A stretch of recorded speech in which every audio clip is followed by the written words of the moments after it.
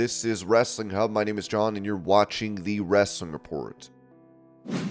Before we get into the rest of the video, make sure you subscribe to Wrestling Hub and turn on all notifications to stay up to date with everything in the world of pro wrestling. Also, don't forget to follow us on Instagram at Wrestling Hub Official and follow us on Twitter at Wrestling_Hub.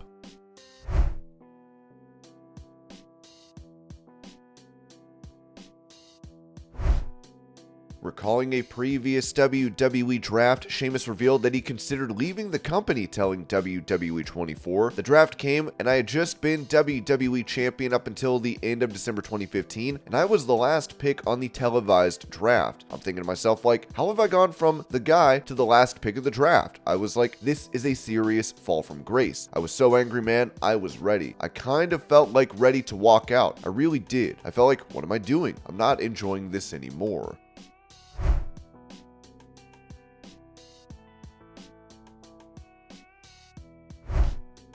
On the Wrestling Outlaws, EC3 touched on his time in WWE and revealed how he kept his name. So I trademarked EC3, and when I went to NXT, they asked if they wanted to change the name or can we change the name. I was like, I don't really want to. It's 3 characters, it's easy to chant, and it has recognition. So they said, we'll just throw some names on the list. I said, okay. So to avoid changing the name, I put some of the worst possible names on this list. Like, they all had E and they all had C. So at the top of the list was something like Edgar Crushington. They were just like, whatever, just go ahead.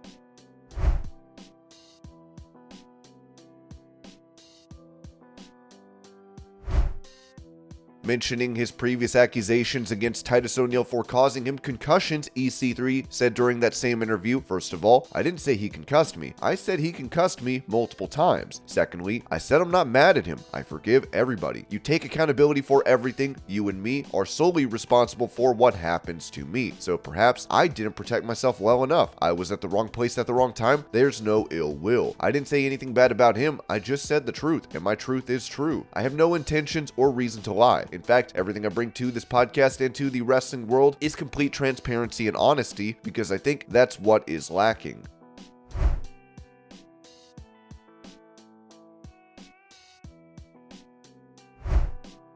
Touching on his biggest payday in pro wrestling, Chavo Guerrero told the Captain's Corner they were building that match, Chavo versus Kane at WrestleMania 24. What happens is, when we get to WrestleMania, a lot of the contracts start coming through. So let's say they're trying to sign Snoop Dogg. Well, sometimes that's not going to come through until the day before, the day of sometimes. So times change all the time. They're constantly changing. Even though they may have had the card set 2 weeks before or a month before, the day that it gets to WrestleMania, things change a lot. So me and Kane had a match on WrestleMania. We had a great run going on. We had really good chemistry in ring. So then about a week before, they started to shuffle things around and we weren't on WrestleMania. So me and Kane went to Vince McMahon and said, hey Vince, we had a meeting with him in his office and said, if we're not on WrestleMania, then this championship doesn't mean anything. And Vince is like, you're right. Okay, you guys are definitely on. So the week before, we had like 8-minute matches. When we got to WrestleMania, Vince called us in. He goes, guys, I have to cut time. I'm cutting time all over the place. I even cut time from the main event. And here's shuffling times around. So he goes, I can only give you guys 2 minutes. Well, I'm like, 2 minutes? What are we going to do in 2 minutes? No one remembers a 2-minute match at WrestleMania. Nobody. So we're like, well, what if we say we can do this in, 10, 20 seconds? And he was like, what?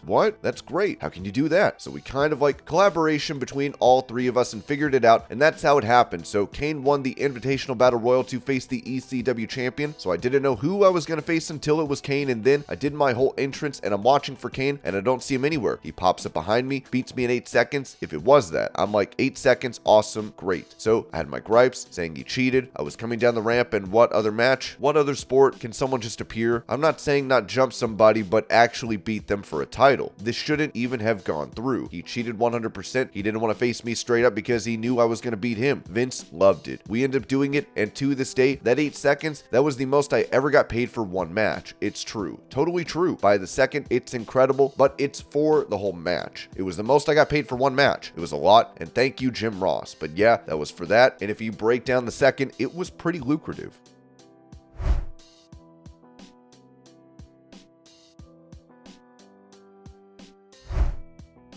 When it comes to what could be next for former WWE star Naomi, Sean Rossap of Fightful reported that a big name was backstage at Game Changer Wrestling. Trinity Fatu, formerly known as Naomi, was at the April 22nd GCW show in Orlando. We've reached out to GCW to see if she was visiting or if there would be more to her presence moving forward, but weren't given any clarification. Naomi was also recently seen training with former WWE star Kalisto in a video on social media.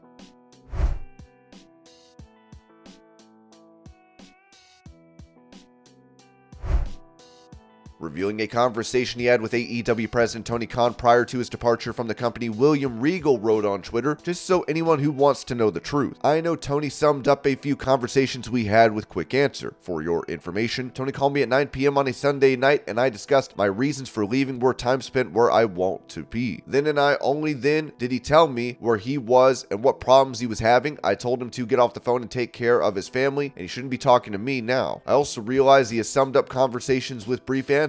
We eventually talked about me leaving 2 weeks later in Jacksonville. Time and time spent was the reasons for my leaving. No agenda for anything else. I have lived through some serious times in 2018 and 19 and realized time is all I have."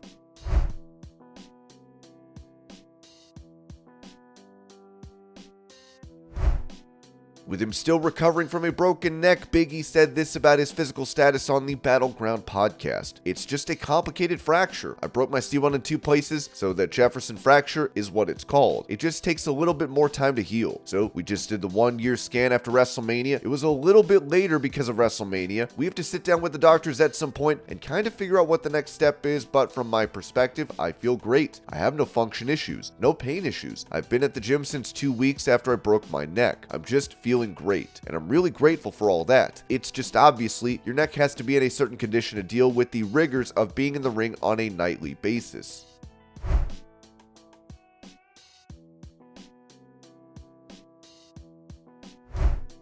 Speaking of Big E, this was said about potential plans for a return to WWE by Ringside News as they wrote, "There is a report going around saying that WWE has a plan for Big E's return. We were told by someone who certainly knows that if Big E can ever return, the writing team has not been officially informed yet."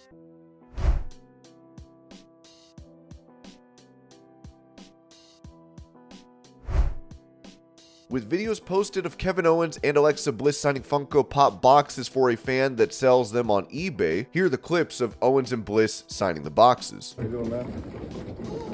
Just got one more. Keep going. Thank you, Kevin. We're watching AAW, man. Always from brother. I got a couple more if you don't mind. Thank you so much for your time. Can't wait to see you on Saturday.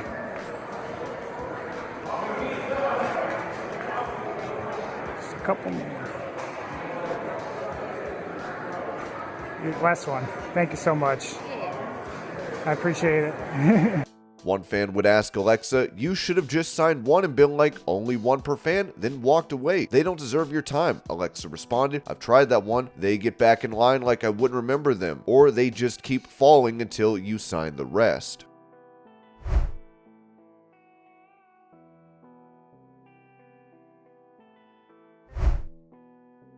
Taking to Twitter, Ring of Honor star Faye Jackson talked about her abusive relationship, posted photos, and mentioned how she got out of it. She wrote, "I hate to have to do this, but I just want to be done with it. For a year and a half, I was in a situation with Derek Brown, aka D-Rogue. Long story short, I found out in February he was married the whole time. So he lied to me, was always manipulating me to take him back in between our breaks until I ended it in January. I wasn't myself and my friends can attest to this. Besides the fact that he lied about checking himself into a mental health hospital last year, he's just a compulsive liar, gaslighter, and manipulative. So yesterday I flew out SF because since he wasn't man enough to apologize to me about this whole situation, I was going to get it in person. Is that causing trouble? Yes, but I need to heal so I can move on. After his match, I pulled him away from the locker room so I could have him explain himself. Things got heated, and when he shoved his phone in my face to show me a text, I smacked it down. He pushed me to the ground. I got up and swung on him and tased him. He ran down the street and I followed him to continue the conversation. Overall, overall, no resolution. He's not sorry for leading me on for a year and a half, telling me he was in love with me, and he really wasn't. He wasn't sorry for gaslighting me and having sex back when I had my mental breakdown and I was crying the whole time because he spent $400 to book his fight, so I better give him some, right? He wasn't sorry for cock blocking other guys from talking to me because I've been wanting to move on. So when he ran back to where his car was, he tried to pull out, I stepped in front of it, and then his wife jumped out trying to fight me as well. He then tried to act like he was going to hit me and then backed up, so I ran to my car and the chase pursued. After a while, he pulled over and I threw my drink in his car and I drove away. I'm done. I didn't want to do this because I don't want to seem like the problem or I always have some drama going on in my life, but honestly, enough is enough. I'm saying all of this to say this: if he's booked, I'm booked too. I will show up because the fact that he thought it was okay to put hands on me let me know it's an open invitation to fight. He has no respect for himself, women, or his family. I respect for himself, women, or his family. I do take account for my actions. Me flying out here was going to cause a problem, but when you have a man that tells you he loves you and is in love you every day for over the past year, parades you around like a trophy, to all of a sudden say it was all a lie and tell his wife I was a groupie, some things you just can't walk away and let go. I don't want to see him. If I do, it's going to be a problem. I'm always the one solving other people's problems, and that's my downfall. I never thought I would be in a situation where I would have to air someone out, and I still don't like this feeling, but I have to speak my truth. I need to heal mentally. I have great things coming up, and I am a fighter at the end of the day, but this is my weak moment. Just let me heal.